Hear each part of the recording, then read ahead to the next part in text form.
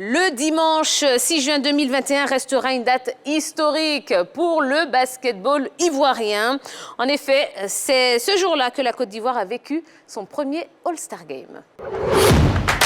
La première édition du All-Star Game Made in Côte d'Ivoire s'est déroulée ce dimanche au Palais des Sports de Treichville. Deux formations de 12 joueurs chacune chez les hommes et de 10 chez les dames se sont affrontés sous la bannière Team Abidjan versus Team Intérieur du pays. Un choix du comité directeur de la FIBB qui visait à rendre hommage aux encadreurs et dirigeants des autres villes de la Côte d'Ivoire qui œuvrent pour le développement du basketball sur le territoire national et au-delà. Ainsi, chez les hommes, la Team Abidjan, coachée par Christian Larry Koulibaly de la SOA, s'est inclinée devant la Team Intérieure de Franck Silva de l'ABC, 86-114. Michael Quadio SOA, Prosper Armel Taki Africa, Stéphane Haché Kokoun SOA n'ont pu résister à la furie de Ulrich Mohamed Kra ABC et Ismaël Diarra IVSTP, Stéphane Konaté ABC, Daouda Dosso CSAT. Chez les dames, la Team Abidjan du coach Lucien Bobanito Koulibaly a sauvé l'honneur de la capitale économique en battant la Team Intérieure dirigée par Alpha Mané de l'ABC. 79-74, score final. Une excellente Laetitia Saillé, 34 points, 12 rebonds et une passe pour 37 d'évaluation, a largement contribué au succès de son équipe. Cette première édition du All-Star Game Made in Côte d'Ivoire s'est déroulée dans une ambiance magnifique, faite de son et de lumière. C'était une belle fête, hein? Et pour débriefer ce premier All-Star Game Made in Côte d'Ivoire, eh bien, nous allons recevoir tout de suite le président de la Fédération ivoirienne de basketball, le président Mahama Koulibaly.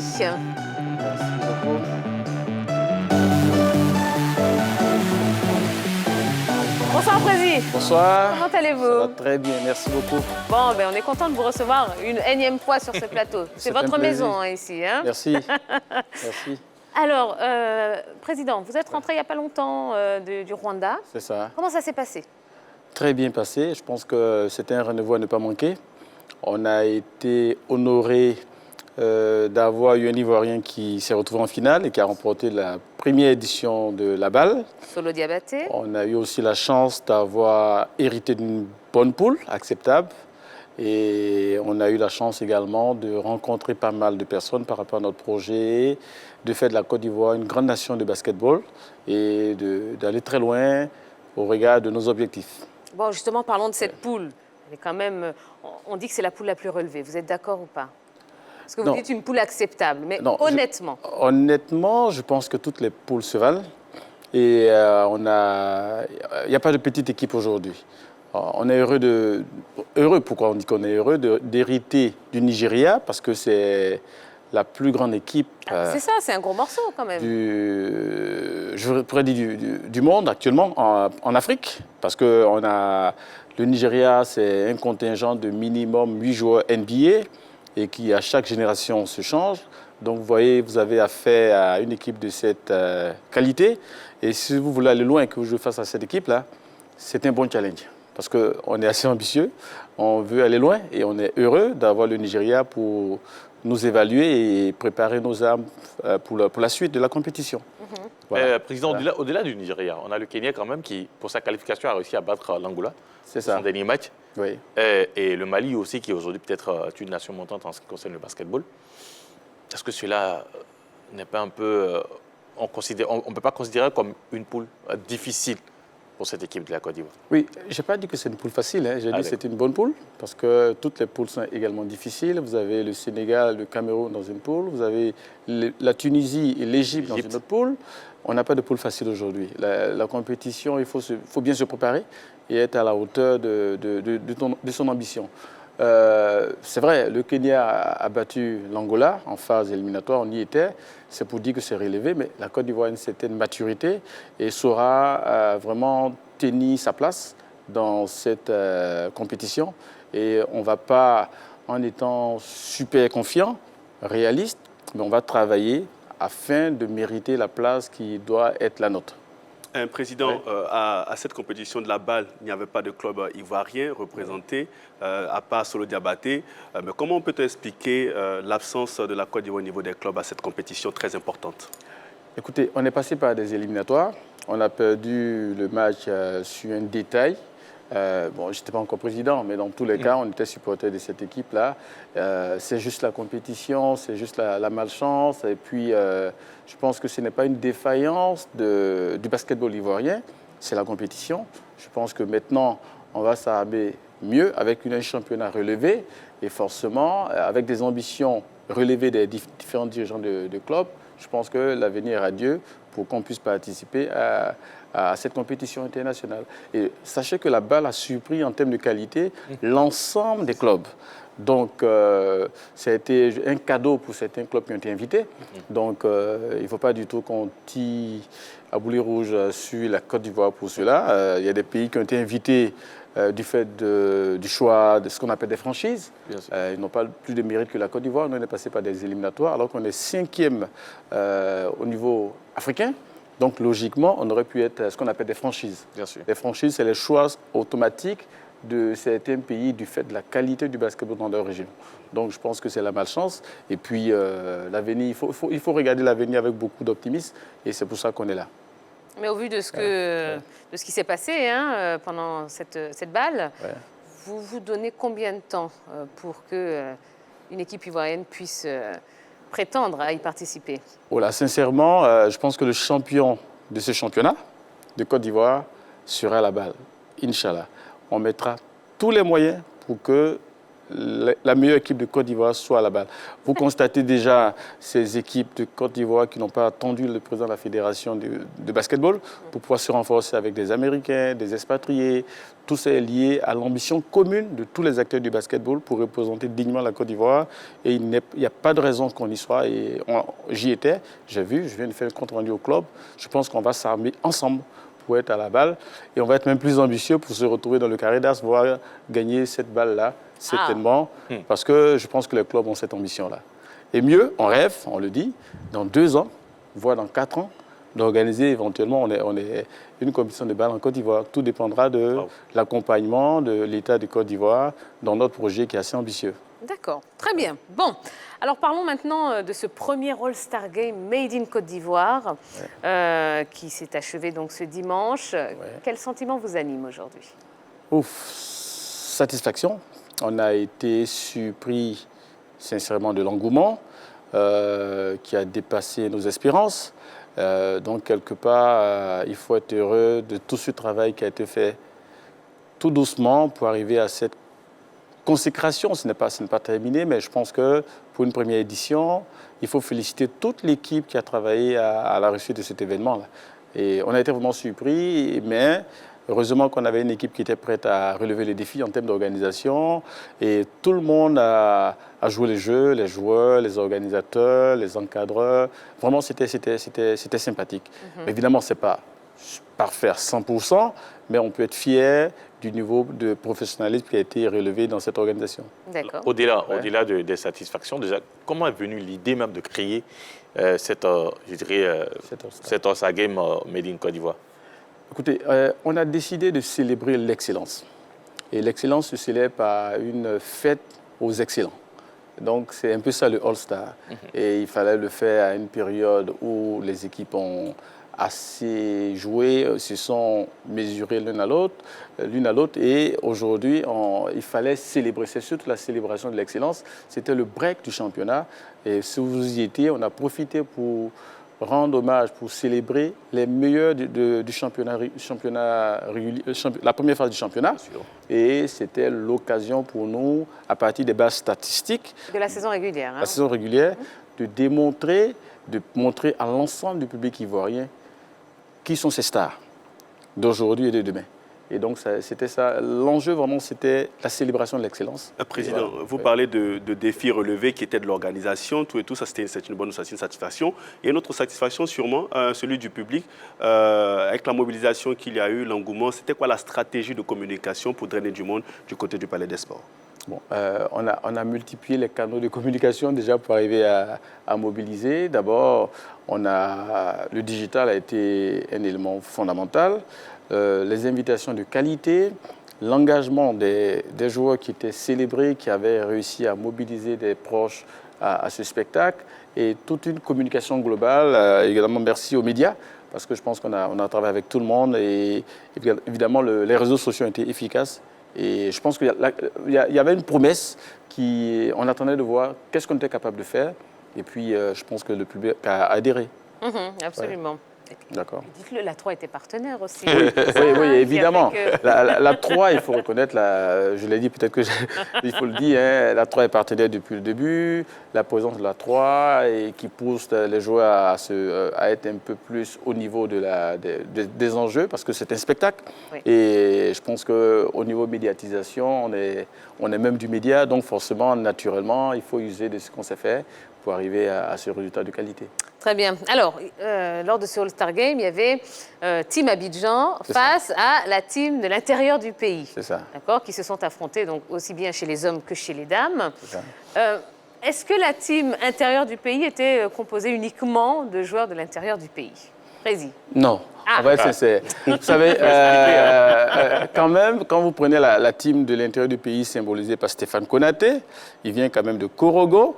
Donc, on lui a donné une possibilité de prendre des mercenaires de façon spécifique, mais prochainement, il aura l'occasion de prendre quasiment des joueurs venus à 100% de l'intérieur. Ça se fait partout, hein, que ce soit en France, il y a une possibilité de franchiser. Donc, vous voyez qu'on est vraiment dans l'esprit All-Star Game, mais il fallait avoir quelqu'un de symboliquement venant de l'intérieur pour pouvoir prouver qu'il n'y a pas que du basketball à Abidjan. Ça avait du sens. Le sens symbolique, c'était de dire, écoutez, on est à Abidjan, mais on vient de quelque part. Et il ne faut pas que le basketball seulement reste au niveau d'Abidjan. On a près de 15 ans, il y a près de 15 ans que les équipes, le championnat est animé par des clubs d'Abidjan. Il faut que définitivement, par un acte fort, on demande qu'il faut qu'il y ait des clubs de l'intérieur du pays pour qu'on puisse avoir un basketball décentralisé. Donc c'était le message fort à travers ce All-Star, qui n'était pas seulement que festif, mais c'était un All-Star qui avait une ambition, une vision de pouvoir dire le basketball pour toute la Côte d'Ivoire. Alors, parlons maintenant du niveau de jeu. Qu'est-ce que vous avez pensé du niveau de ce All-Star Game? Là, vraiment, je n'étais pas seul, j'étais avec la direction technique, avec Pichi Subošić, un Slovène, grec, qui était en approche pour pouvoir s'occuper de la direction technique nationale, avec un Espagnol centrafricain de niveau international qui ont joué en NBA. Et là, c'est le regard qui est un regard vraiment vrai. On a été surpris de la qualité de jeu. Parce qu'en général, le All-Star, il y a beaucoup plus de légèreté. Si. Et ce qui fait que le spectacle paie un peu, il y a beaucoup plus de joking, comme on dirait. Mais là, les joueurs, surtout les dames, ont allié aisance de jeu, pas d'agressivité, mais sérieux. Et donc, le public était en haleine, était tenu en haleine, et on était vraiment heureux de cette qualité de compétition qui fait que le public est resté. Voilà. Mais coach, plutôt coach président, pardon. Il coach la fédération. Il coach la fédération, effectivement. Ouais. Président, quand on regarde un peu cette première édition, elle était bien organisée, tout et tout. J'ai envie que vous me le disiez. Est-ce qu'à la prochaine édition, par exemple, du All-Star Game, on pourrait avoir un basketteur de renom?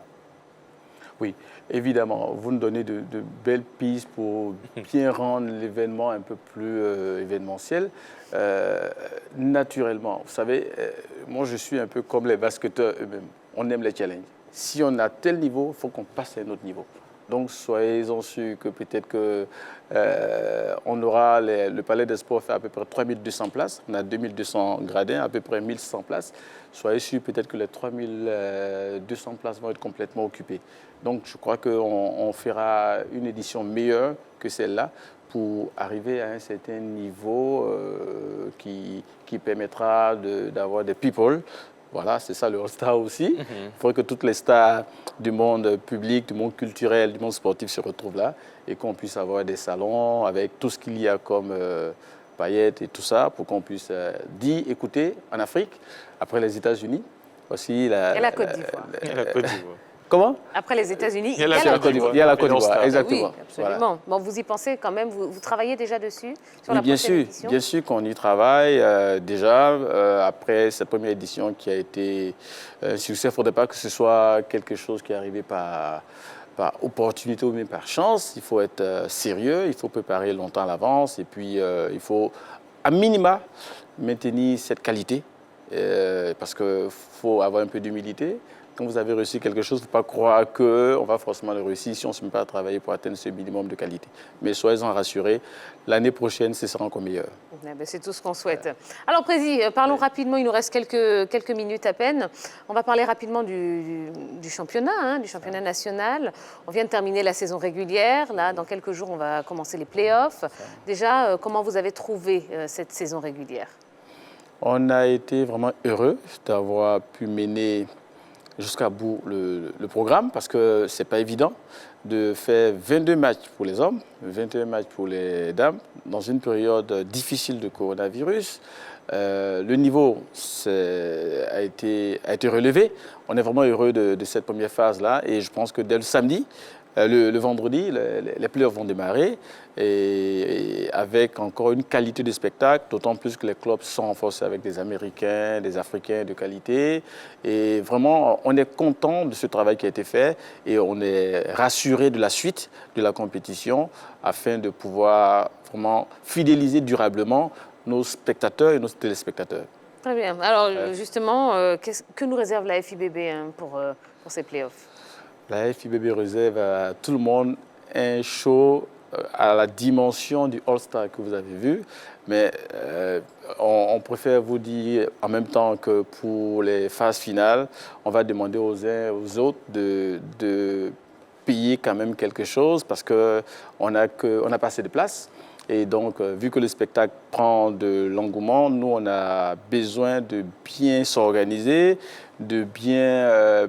je vais dire, faire la sélection par un minimum de contributions afin qu'on puisse savoir qu'il faut que chacun contribue un tout petit peu pour pouvoir profiter de ce spectacle parce qu'on va forcément jouer, faire de la compétition et en même temps faire participer le public par des artistes de renom qui viendront participer à cet événement-là. Et donc, pour avoir un concert dans un spectacle de basketball, il va falloir évidemment que ceux qui veulent profiter de cela soient capables de également venir contribuer un tout petit peu. Donc, ça, c'est l'aspect promotionnel, mais à la réalité, on aura un spectacle de qualité sur le plan sportif. Et tout ça, c'est pour pouvoir pousser nos athlètes à relever leur niveau afin d'être de façon effective aux compétitions internationales et d'être parmi les meilleurs d'Afrique. D'accord. Et juste pour les téléspectateurs qui ne savent pas vraiment, qui ne comprennent pas ce concept de play-off, est-ce que ce sera la même chose que les play-offs de la NBA, un certain nombre de rencontres entre les équipes? Expliquez-nous un petit peu. Ce sera quasiment la même chose, mais pas à la dimension de la NBA où on joue à peu près 7 matchs. 7 matchs, nous sommes dans un principe de 3 matchs, c'est-à-dire que le vendredi déjà, ce sera les quarts de finale chez les hommes, où ils vont se rencontrer en aller et retour. Donc le vendredi, le premier tour, le samedi, les matchs retour. Et si éventuellement il y a égalité en termes de victoire, on fait un 3e match pour les départager. Donc ça crée beaucoup plus de suspense, de probabilité au club qui aurait perdu son premier match de se rattraper et montrer que le vainqueur est vraiment celui qui est assez fort. Donc nous, pour le moment, on est à la formule de 3 matchs, pas de 7 matchs. Je pense que peut-être qu'avec le temps, on verra bien, mais pour le moment, on a réveillé la dynamique du basketball. Partons humblement sur cela et puis ne faisons pas trop d'innovation pour ne pas être capable de tenir les défis. Eh bien, super. Ouais. C'est bon, vous avez eu toutes les réponses à vos questions, messieurs? Bien sûr, on a tout eu. Eh bien, donc, le rendez-vous pour les playoffs, ça commence le vendredi. Ouais. À quelle heure? Le vendredi à 18h. À 18h. Bon, évidemment, je vais pas. On vient de finir la réunion. Ah, d'accord. Je vais plutôt laisser les clubs avoir la primeur de l'information. Vous allez la voir très bientôt. Okay. Et le vendredi, on aura déjà les premières rencontres. À 18h, la seconde rencontre à 20h. Le samedi, on aura les quarts de finale. Et surtout chez les dames, on aura les demi-finales déjà le samedi. Donc, vous êtes invités. Alors, on sait qu'en NBA, Dernière question, en NBA pour les playoffs, après la saison régulière, c'est le premier qui rencontre le 8e, ainsi de suite, le deuxième, le 7e. Est-ce que ce sera... C'est pareil. Le premier rencontre le 8e, le 7e le 2e, le 6e le 3e, le 5e le 4e. Plus ou moins, si on a le classement, on connaît on les affiches. Oui, on peut vous donner les affiches. Vous savez, le quart de finale, on aura ABC qui jouera contre IVSTP. Oui. On aura l'équipe de SOA qui rencontrera l'équipe de JCA. Et on aura l'équipe de Azur qui rencontrera l'équipe de CSA Treichville et l'équipe de Warriors contre l'équipe de ASA chez les hommes. Et chez les demi-finales, ce sera l'équipe de ABC qui va rencontrer l'équipe de CSA Treichville et l'équipe de NCA contre l'équipe de la SOA. Donc vraiment, on aura des compétitions de très, très, très haut niveau. Surtout ABC CSA. Ah, ça va chez les dames? Oui, chez les dames, comme on dit, une grande équipe va tomber. Voilà. Eh bien, c'est ça, hein. C'est la loi du sport. Voilà. Eh bien, merci beaucoup, Président. C'est moi. On vous souhaite de continuer parce que vraiment, on voit que depuis que la nouvelle fédération est là, ça bouge au niveau du basket. Donc, ça nous fait vraiment plaisir de vous accompagner, surtout dans cette belle aventure. Donc, vous revenez quand vous voulez. Nous, on sera là, on va suivre ces playoffs avec beaucoup, beaucoup d'attention. Comptez sur nous et que la fête soit belle. Merci pour votre soutien et bonne émission. Merci beaucoup. Allez, ne bougez pas. Non, on va se retrouver juste après la pub, dans quelques instants. Eh bien, nous recevrons notre deuxième invité de la soirée, l'international ivoirien, attaquant de Reading en Angleterre, Yakou Meïté, qui va nous faire un petit coucou sur le plateau de la Grande Team. Et si vous avez des questions à lui poser, eh bien, n'hésitez pas. Non, allez tout de suite sur la page Facebook de la 3. Posez-lui un maximum de questions. Moi, je me ferai un plaisir d'être votre relais, comme ça, en direct dans l'émission. À tout de suite.